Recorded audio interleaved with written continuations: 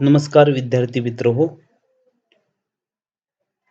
आज आपण सामाजिक मानसशास्त्र यामध्ये संशोधन किंवा ज्ञान संवर्धनाचे मार्ग या संदर्भात चर्चा करणार आहोत. की सामाजिक मानसशास्त्राला आपण शास्त्राचा दर्जा दिलेला आहे आणि ज्यावेळेला एखादा विषय हा शास्त्रीय असतो किंवा शास्त्र त्याला म्हणतो, त्यावेळेला त्या विषयातील माहिती किंवा ज्ञान गोळा करत असताना शास्त्रीय संशोधन पद्धतींचा किंवा विज्ञानास मान्य असणाऱ्या संशोधन पद्धतींच्या आधारे त्या विषयाचा अभ्यास किंवा ज्ञान हे संग्रही केलेलं असतं.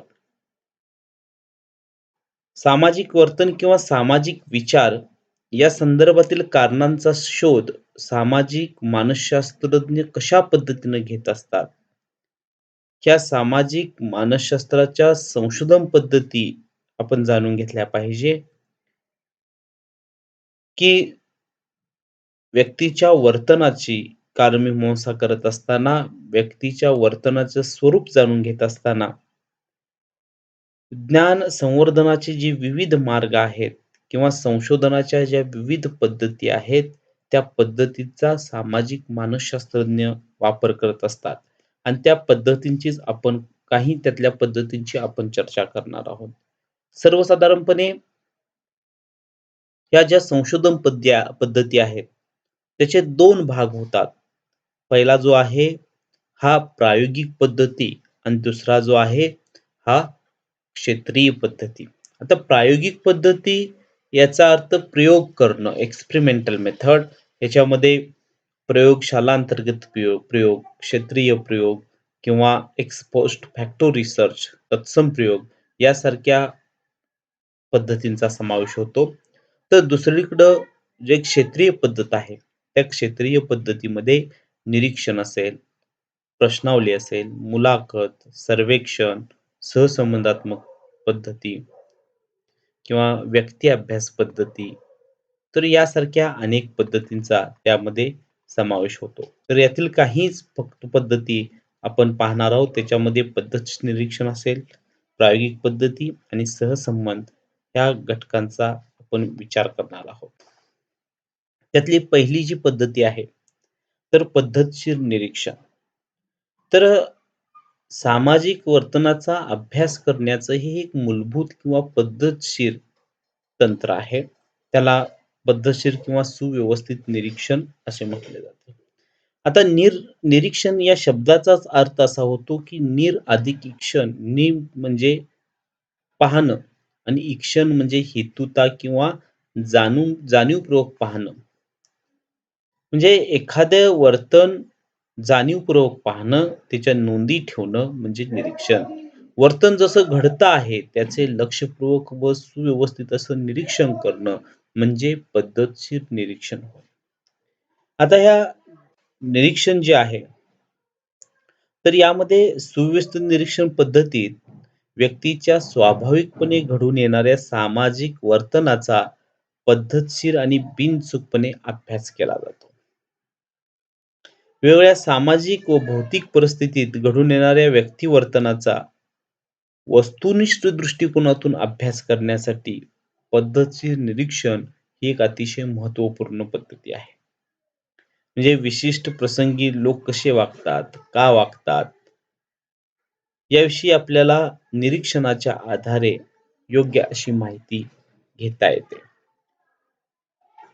आता पद्धतशीर निरीक्षण जे आहे, हे पद्धतशीर निरीक्षणाचं महत्त्वाचं तंत्र म्हणजे सर्वेक्षण.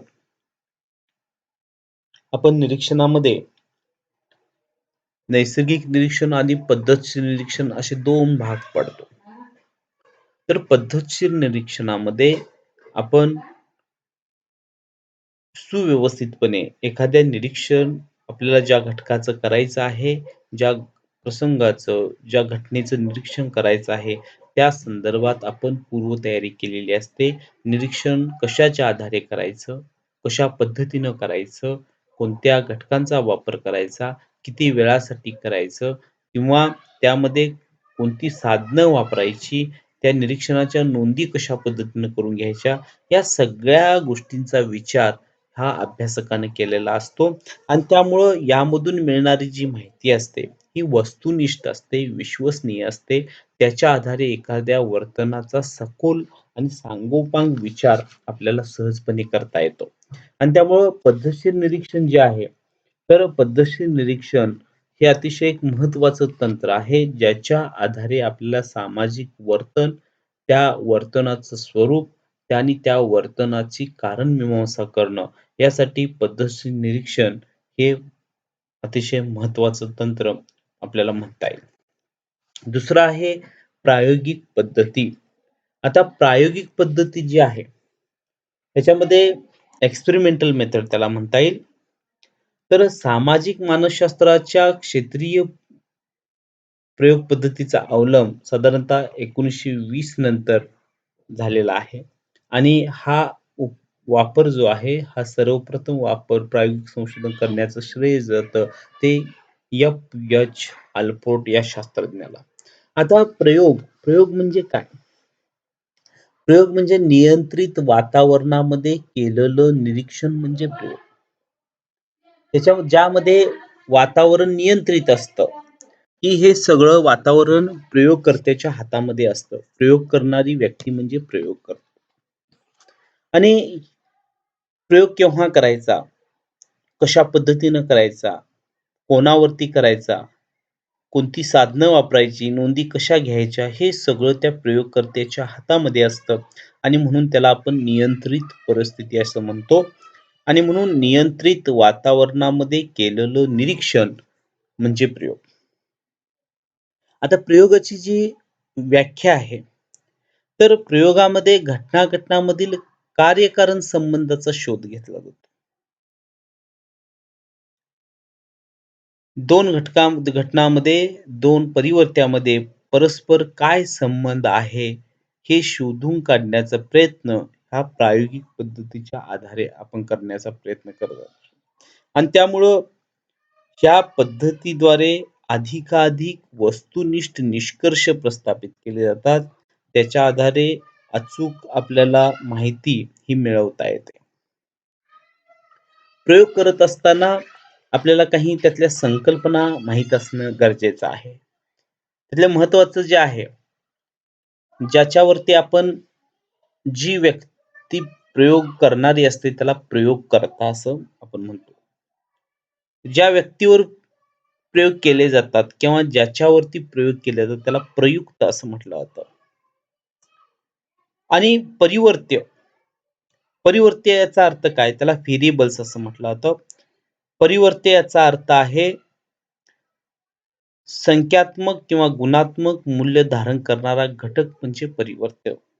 ज्याचं संख्यात्मक किंवा गुणात्मक मापन करता येतं अशी कोणतीही वस्तू, अशी कोणताही घटक म्हणजे परिवर्त्य. याचे परिवर्त्याचे अनेक प्रकार आहेत. पण त्यामध्ये आपल्याला ह्या प्रायोगिक पद्धतीच्या अनुषंगानं 2-3 प्रकारांचा फक्त विचार करावा लागेल. की परिवर्त्य जे आहेत वजन, उंची, बुद्धिमत्ता, म्हणजे ताणाची पातळी, तुमचं शिक्षण, सामाजिक दर्जा, लिंग हे सगळी परिवर्त्य होऊ शकतात. आता स्वतंत्र परिवर्त्य याचा अर्थ काय? स्वतंत्र परिवर्त्य म्हणजे असा परिवर्त्य की ज्यामध्ये प्रयोगकर्ता स्वतः बदल करू शकतो आणि ज्या परिवर्त्याचा दुसऱ्यावरती परिणाम होतो त्याला स्वतंत्र परिवर्त्य असं म्हटलं जातं. याच्यामध्ये 3 गोष्टी आहेत, की जो स्वतंत्र आहे, ज्याच्यामध्ये प्रयोगकर्ता स्वतः बदल करू शकतो आणि ज्याचा परिणाम काय आहे दुसऱ्यावर होतो, असा परिवर्त्य म्हणजे स्वतंत्र परिवर्त्य. दुसरा आहे परतंत्र परिवर्त्य. परतंत्र किंवा अवलंबी डिपेंडंट व्हेरिएबल. स्वतंत्र परिवर्त्याचा ज्या परिवर्त्यावरती परिणाम होतो त्याला परतंत्र किंवा अवलंबी परिवर्त्य असं म्हणतात. आणि तिसरा प्रकार आहे स्थिर परिवर्त्य, की प्रयोगामध्ये स्वतंत्र परिवर्त्य सोडून अशी काही परिवर्त्य असतात की जी नकळतपणे परतंत्र परिवर्त्यावरती परिणाम करत असतात आणि प्रयोगकर्ता फक्त स्वतंत्र परिवर्त्याचा परिणाम अभ्यासण्यासाठी अशा परिवर्त्यांना नियंत्रित ठेवतो. त्याला स्थिर परिवर्त्य असं म्हटलं जातं. त्यामध्ये उदाहरण घेतलं, एक साधं उदाहरण घेतलं, की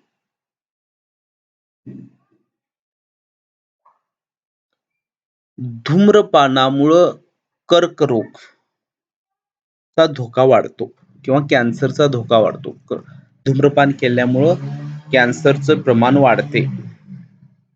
त्याच्यामध्ये एका परिवर्त्याचा दुसऱ्या परिवर्त्याशी काय संबंध आहे, हे आपल्याला पाहता येईल.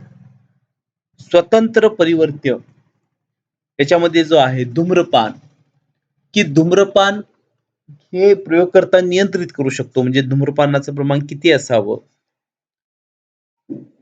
म्हणजे धूम्रपानाचा परिणाम हा व्यक्तीच्या आरोग्यावरती झालेला आहे. म्हणजे धूम्रपान हे स्वतंत्र परिवर्त्य होतं आणि व्यक्तीचं आरोग्य म्हणजे कॅन्सर हा परतंत्र परिवर्त्य. आणि याच्यामध्ये धूम्रपान सोडून आरोग्यावर परिणाम करणारे आणखी घटक काही असतात.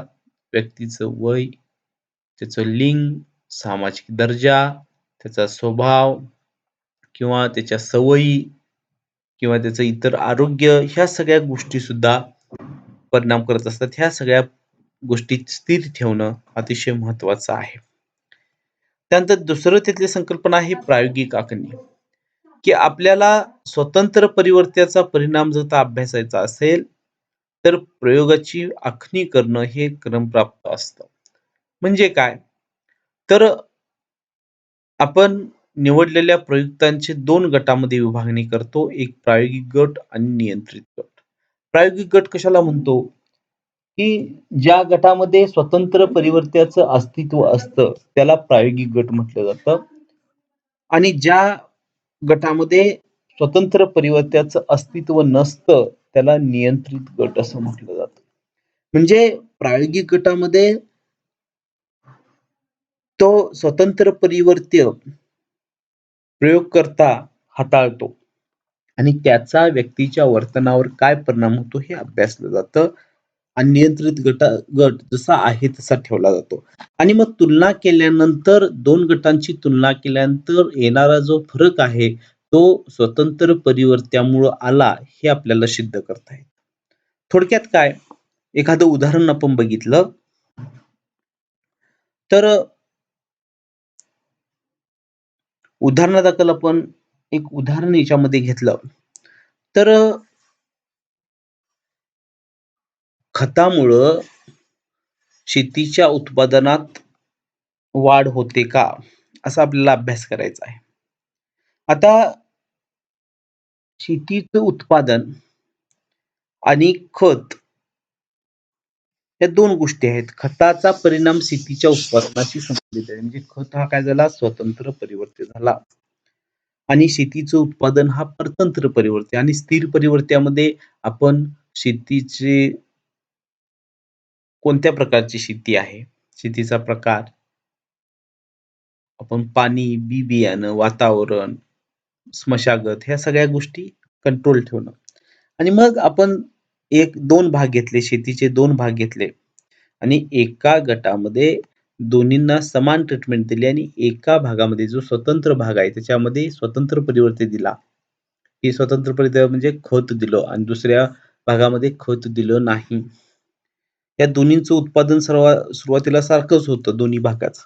आणि नंतर पुन्हा आपण ज्यावेळी उत्पादन घेण्याचा प्रयत्न केला, दोन्ही भागांना समान ट्रीटमेंट दिली आणि एका भागाला फक्त स्वतंत्र परिवर्त्य ज्या ठिकाणी आहे, प्रायोगिक गटामध्ये आपण खताचा वापर केला, नियंत्रित गटामध्ये खताचा वापर केला नाही.